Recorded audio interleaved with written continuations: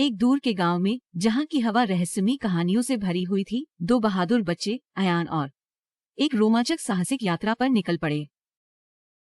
जैसे ही वे जिज्ञासा की गहराई में उतरे, अयान और माया की नजर छुपी हुई एक प्राचीन पुस्तक पर पड़ी।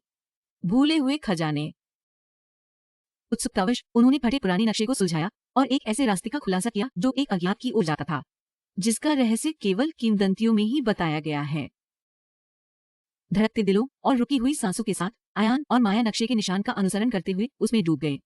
जंगल उस खतरनाक मुठभेड़ से अनजान जो उनका इंतजार कर रहा है। अचानक दोस्तों ने खुद को एक ऐसे प्राणी के आमने सामने पाया जो उनके पास कभी नहीं था। उग्र आंखों वाला एक रहस्यमय प्राणी जो उनकी आत्माओं को छेदता हुआ प्रतीत होता था।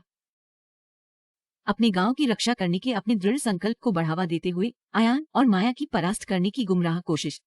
प्राणी अनजाने में लंबे समय से भूली हुई आत्माओं की एक सेना को जागृत कर दिया। एकजुट होकर ग्रामीणों ने अपने सम्मानित बुजुर्गों के मार्गदर्शन में पवित्र ज्ञान का आह्वान किया। पीढ़ी दर पीढ़ी जागृत जंगल आत्माओं को खुश करने की कोशिश करते रहे। अनुष्ठान के चरमोत्कर्ष के बीच अयान और माया को एहसास होता है जिस प्राणी से उन्हें डर था वह था एक खतरा, लेकिन जंगल का रक्षक, इसे नुकसान पहुंचाने वालों से इसकी रक्षा करना। भाग्य के एक मोड़ में अभिभावक भावना ने बच्चों को उपहार देकर उनकी योग्यता साबित की। जंगल और उसके सभी निवासियों की सुरक्षा करने की क्षमता। अपने अविश्वसनीय उपहारों के साथ अयान और माया ने गले मिलते हुए जंगल के प्रबंधक के रूप में सेवा करने की प्रतिज्ञा की। प्रकृति के संरक्षण के महत्व को फैलाते हुए संरक्षक और शिक्षक के रूप में भूमिका। उनकी विरासत युगों युगों तक कायम है, क्योंकि अयान और माया भविष्य की पीढ़ियों को प्रेरित करते हैं, उनका पोषण करते हैं। रोमांच और संरक्षण का जंगल के रखवालों की छवि में हमेशा के लिए उलझा हुआ।